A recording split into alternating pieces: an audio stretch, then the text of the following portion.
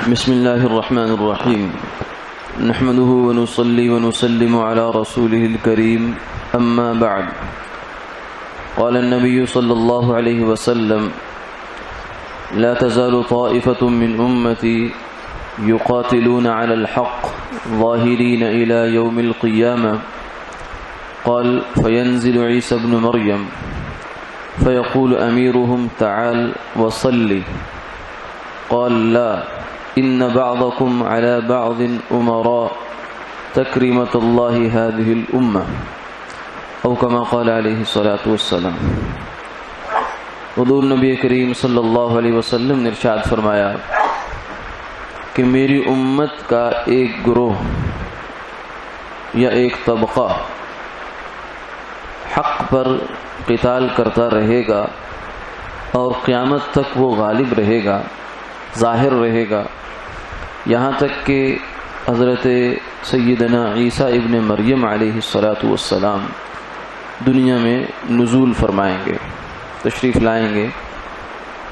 اس گروہ کا امیر سیدنا عیسیٰ علیہ السلام سے کہیں گے کہ آئیے اور آ کر نماز پڑھائیے، تو وہ فرمائیں گے نہیں، بلکہ اس امت کے ہی لوگ اس امت پر امیر ہیں، اور یہ اللہ کی جانب سے اس امت کا اعزاز ہے۔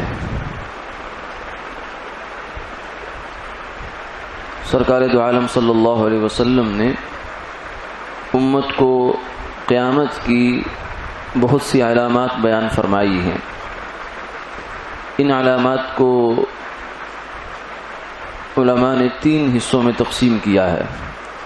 پہلی وہ علامات ہیں جو بہت دور کی ہیں، جن میں سے خود سرکار دو عالم صلی اللہ علیہ وسلم کی بعثت ہے، کیونکہ آپ آخری نبی ہیں۔ آپ نے فرمایا بعثت انا والساعۃ کہاتین، 2 انگلیاں اکٹھی کر کے آپ نے فرمایا کہ میری بعثت قیامت کے ساتھ ایسے ہے جیسے شہادت کی انگلی کے ساتھ درمیان کی انگلی، یعنی میرے درمیان اور قیامت کے درمیان کوئی اور نبی نہیں ہے۔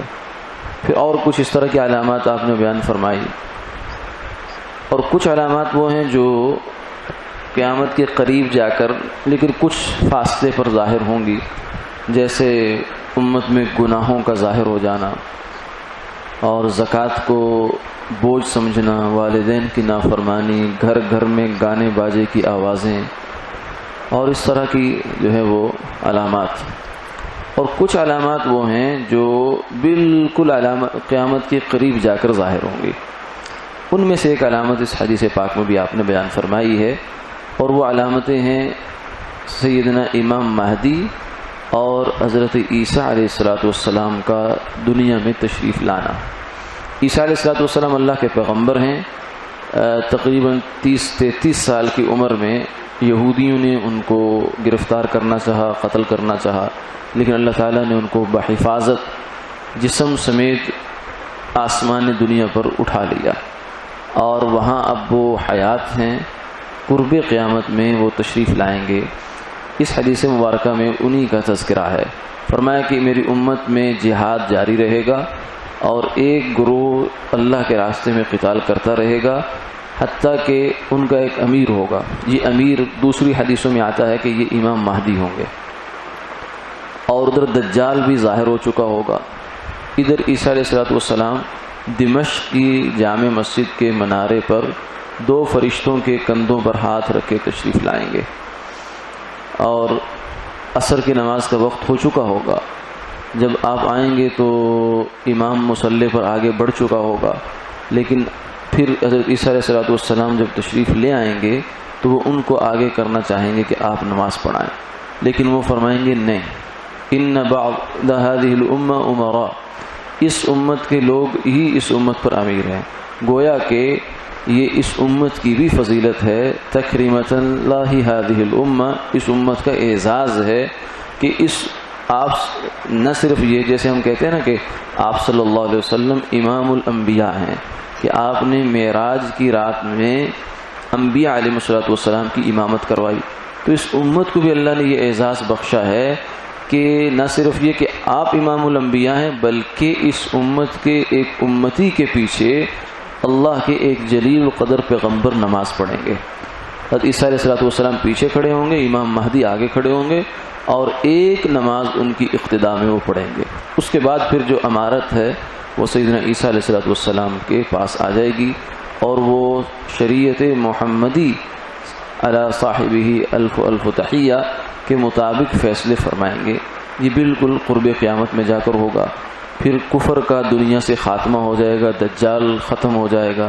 عیسیٰ علیہ السلام کے سانس میں اللہ نے اتنی طاقت رکھی ہوگی کہ اس سے دجال پگھل جائے گا، ختم ہو جائے گا، یہ فتنہ ختم ہو جائے گا. پھر ایک دفعہ پوری دنیا پر اسلام کا غلبہ ہو جائے گا. پھر ایسا ہوگا کہ رفتہ رفتہ وہ غلبہ ختم ہوگا، ایمان والوں کو اللہ اٹھا لیں گے، اور پھر دوبارہ سے دنیا پر جو ہے شر کا اور بدکاری کا غلبہ ہو جائے گا. پورے دنیا جو ہے وہ بدکاری سے بھر جائے گی، اور انہی لوگوں پر قیامت قائم ہوگی. اولئک شرار الخلق اللہ، یہ گویا کہ اللہ کی مخلوق کے بدتر لوگ ہوں گے جن پر قیامت قائم ہوگی، کیونکہ جب تک کوئی بھی اللہ اللہ کہنے والا موجود ہے اس وقت تک قیامت قائم نہیں ہو سکتی. تو یہ قرب قیامت کی ایک علامات آپ صلی اللہ علیہ وسلم نے اس میں بیان فرمائی. اور اس میں جو عقیدے کی بات ہے وہ یہ ہے کہ عیسیٰ علیہ السلام حیات ہیں، دنیا سے زندہ تشریف لے گئے، ابھی بھی وہاں حیات ہیں، اور اسی عمر میں اسی حالت میں واپس تشریف لائیں گے اور اس امت کی قیادت اور امامت فرمائیں گے. آج کا مسئلہ یہ ہے کہ کپڑے بدلنے سے وضو نہیں ٹوٹتا. کچھ حضرات یہ سمجھتے ہیں کہ اگر آدمی نے وضو کیا ہوا ہے تو اس کے بعد اس نے کپڑے تبدیل کیے، یعنی جسم سے کپڑے اتار دیے، ننگا ہو گیا، تو اس سے شاید وضو ٹوٹ جاتا ہے. نہیں، وضو نہیں ٹوٹتا. اس سے وضو ٹوٹتا ہے جسم سے کوئی بھی چیز جو کہ ناپاک ہے وہ نکل جائے، پیشاب پخانہ ہو یا کوئی مزی منی ہو، اس سے وضو ٹوٹتا ہے، یا خون نکل جائے، یا بعض دفعہ الٹی کی صورتیں کچھ ہوتی ہیں جن سے وضو ٹوٹ جاتا ہے. ورنہ کپڑے محض تبدیل کرنے سے جسم اگر کھل بھی جائے، سطر کھل جائے، تو اس سے وضو نہیں ٹوٹتا. اسی طریقے سے اگر سوئے ہوں اور نہانے کی حاجت ہو جائے، احتلام ہو جائے، تو اس سے بعض احباب یہ سمجھتے ہیں کہ پورا سوٹ نجس ہو گیا، ناپاک ہو گیا. نہیں، ایسا بھی نہیں ہے. جتنی جگہ پر وہ نجاست لگی ہوگی، ناپاکی لگی ہوگی، اتنی سی جگہ صرف ناپاک ہوتی ہے. باقی کپڑا جو صاف ہے وہ ناپاک نہیں ہوتا. بستر بھی اگر صاف ہے، اس کو کچھ نجاست نہیں لگی، تو وہ بھی ناپاک نہیں ہوتا. بس اس حصے کو اگر دھو لیا جائے تو پورا سوٹ پہلے سے پاک ہے، تو اب یہ حصہ بھی پاک ہو گیا. اس کپڑے کو پہن کر نماز بھی پڑھی جا سکتی ہے. سیدہ عائشہ رضی اللہ تعالیٰ عنہ فرماتی ہیں کہ میں سرکار دو عالم صلی اللہ علیہ وسلم کے اس حالت کے کپڑے کو دھو دیا کرتی تھی، اور آپ ابھی وہ کپڑا گیلا ہی ہوتا تھا، اس میں ابھی وہ دھونے کا نشان باقی ہوتا تھا کہ آپ اس میں پہن کر نماز بھی پڑھ لیا کرتے تھے. تو کپڑا پاک ہو جاتا ہے، اس لیے اس کو پہن کر نماز پڑھی جا سکتی ہے. اللہ تعالیٰ